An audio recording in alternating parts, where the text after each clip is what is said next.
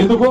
ఎందుకంటే బయటికి వెళ్తే ఆ తెల్లంగి చూసానే కూడా కొత్త అప్పించోడు ఇవ్వాలి, లేకపోతే ఓడిస్తాడు మనం ఎవడు దిగుతాడు. కాదురా భయ్ నేను మొత్తం అయిపోయింది, నేను దివాలా తీసిన, నా బతికే అన్యాయం అయిపోయింది, నాకు ఏం లేవు, నేను ఢిల్లీకి పోతే ఆయన చెప్పులు ఎత్తుకపోయటం తిరిగి చూస్తుండ్రు, దొంగను చూసినట్టు చూస్తుండ్రు, నాకు అపాయింట్మెంట్ ఇస్తలేరు అంటే ఏమన్నా పదాలు ఉంటుందా మనిషికి? మీ ముఖ్యమంత్రి ఇట్లా దివానా మాటలు మాట్లాడుతున్నాడు, ఈయనోడు కాంతాడు అనరా?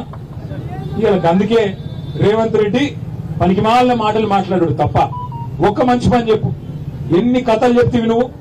కాంట్రాక్టర్లను కొత్తోళ్లను సృష్టిస్తా అంటివి, ఉన్నోళ్ళనే ఊడవికబడుతుంది. 10,000 మందిని కేసీఆర్ తయారు చేస్తే చిన్న చిన్న కాంట్రాక్టర్లు, వాళ్ళే నీలాగా కోట్లు దోసుకునేటోళ్ళు కాదు, కోట్లు సంపాదించుకునేటోళ్ళు కాదు, చిన్న చిన్నవి తమ కుటుంబాన్ని నడుపుకునేందుకు ఇలా రోడ్డున పడే పరిస్థితి తెచ్చినావు. ఇందిరా పార్క్ కాడ రోడ్డు ఎక్కే పరిస్థితి.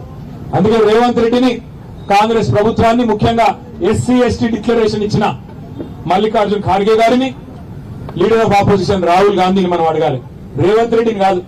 రేవంత్ రెడ్డి నెల నెల పైసలు పంపి ఆయన కుర్చీ కాపాడుకుంటున్నాడు, కానీ పైన ఢిల్లీ వాళ్ళు అసలు వాళ్ళు అసలు ఈయనను మోస్తున్నది వాళ్ళు, ఈయనను మన మీద రుద్దింది వాళ్ళు, నెల నెల పేమెంట్ కప్పం కట్టించుకొని ఈయనకు మళ్ళా రెన్యువల్ చేస్తున్నది వాళ్ళు. ఈయన రెగ్యులర్ సీఎం కాదు, రెన్యువల్ సీఎం. నెల నెల రెన్యువల్ కావాలి ఈయనకు, పైకి ఢిల్లీకి పైసలు పోకపోతే రెన్యువల్ రాదు. నెలకు మళ్ళా బ్యాగులు పోవాలి, మోసుకుంటూ పోవాలి, పోయిన పెట్టి లెక్క పెట్టుకొని మొత్తం మళ్ళీ అప్పుడు రెన్యువల్ టాంప్ వేసి పంపిస్తారు ఈయన. అందుకే అడగాల్సింది వాళ్ళను. అవసరమైతే నేను ప్రవీణ్ కుమార్ గారిని కోరుతా ఉన్నా, ఇక్కడ కాదు అది అంటారు చూడు, శిల్క ప్రాణం మాయల ఫకీరు ప్రాణం శిల్కలు ఉన్నట్టు రేవంత్ రెడ్డి కథ ఎక్కడ ఉంటుందంటే ఢిల్లీలో ఉంటుంది, టెన్షన్ పత్ర. అవసరమైతే జంతర్ మంతర్ కోదాం, ఢిల్లీ కోదాం, ఇచ్చిపెట్టద్దు. ఏదో ఇండియా పాలకాడికి వచ్చినాం కదా, వీడికి అయిపోయింది కదా, ఇక చాలు కదా అంటే కాదు.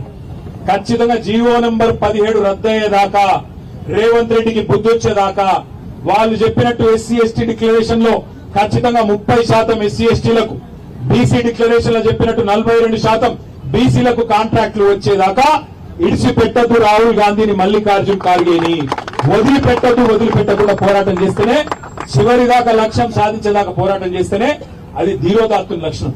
మధ్యలోనే ఒకరోజు గడబడి చేసినావా, ఆర్ఎస్పీ పిలిచింది కాబట్టి వచ్చినావా, అట్లా కాదు. ఆర్ఎస్పీకి ఏం బాధ ఇయ్యాల, ఆయనకేం బాధ అంటున్నా, ఆయనకేం అవసరం ఉంది ఇవాళ ఈ ఎండలో మీతో వచ్చి కూర్చునేందుకు? మీరు బాగుండాలనే కదా, మీరు బాగుండాలి, మీలాగా ఇంకా వేలాది మంది బాగుపడాలని ఆరాటం తప్ప ఇంకోటి కానే కాదు కదా. అందుకే నేను మిమ్మల్ని ప్రార్థించేది, ఇవాళ అధికారం అనేది ఎవరికి శాశ్వతం కాదు. 10 ఏళ్లు మనం చూసినాం, అధికారంలో ఉన్నప్పుడు 4 మంచి పనులు చేస్తే ప్రజలు యాదికి పెట్టుకుంటారు.